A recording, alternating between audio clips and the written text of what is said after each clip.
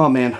Oh man, oh man, oh man. I haven't bought the perfect Christmas gift for my family yet. I need to buy them a life-size Austrian bodybuilder, turned action movie star, turned lame comedy action star, turned governor, turned action movie star again. Hey there friends, it's me Peter, and welcome to day 15 of my 25 days of Christmas reviews. When I was younger, there were only a few Christmas movies that I would watch year after year after year. Home Alone was one of them, Home Alone 2 Lost in New York was another. But the third one that I probably watched the most frequently was a little-known comedy that came out about 18 years ago. Celebrating the commercialism of Christmas, I'm talking, of course, about Jingle All the Way. Up in Minneapolis, Howard Langston is a workaholic that unfortunately works so hard he forgets about his family. The final straw for his son Jamie is when he misses his karate tournament. Wanting to make it up to his son in any way possible, Howard asks if there's any special Christmas present that Jamie really wants, to which Jamie replies he wants a Turbo Man action figure. Unfortunately for Howard, on Christmas Eve he still hasn't gotten the Turbo Man action figure, and to make matters even worse, it is the hottest selling Christmas toy of the season. While searching for Turbo Man, Howard meets up with a postal worker named Myron, who is also looking for a Turbo Man. And it's a race against time to see which one of them will get Turbo Man first, and which one will have the disappointed kid this holiday season. When I was a child, I owned this movie, and I saw it pretty much every year around the holiday season. I had pretty much the entire plot memorized, I had all the funny moments memorized. I just loved watching this movie year after year.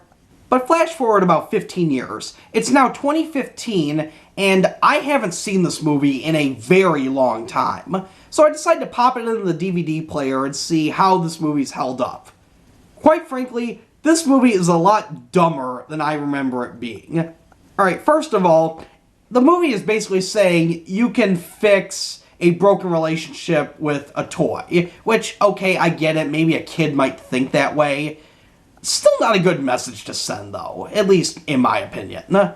Also, I don't know if we're supposed to feel sympathetic towards Arnold Schwarzenegger's character or not, but he's a jerk. I mean, I get that work is important, but I don't know, in my opinion, family comes before work. And when you're in this apparent repeated cycle, perhaps you should reconsider what's important in your life. I don't know, maybe that's just me. Also, I never realized how mentally disturbed Sinbad's character, the mailman, is. I know this is not a nice way to describe someone, but he is insane. And you get this from the very first scene he's introduced in, where he's ranting and raving about Christmas and about having to pay alimony payments to a woman who slept with everyone in the post office except for him, and just, this is a kid's movie, right? And then the part that actually makes me feel the worst about this movie is how sleazy Phil Hartman's character is. Phil Hartman plays Ted, Howard's neighbor, who is divorced and is constantly trying to put the moves on Howard's wife, thinking their marriage is in trouble.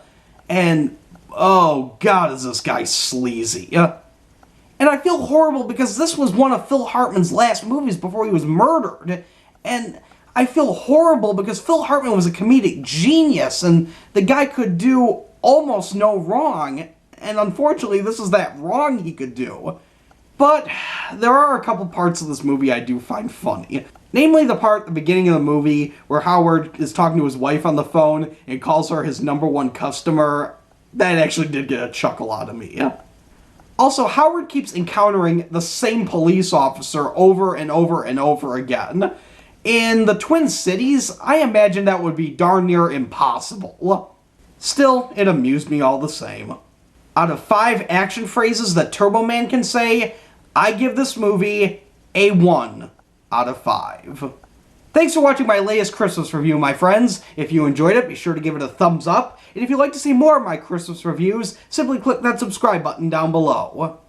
Be sure to tune in tomorrow when I review one of the very first classic Christmas movies. Until then, this is Peter saying see you later.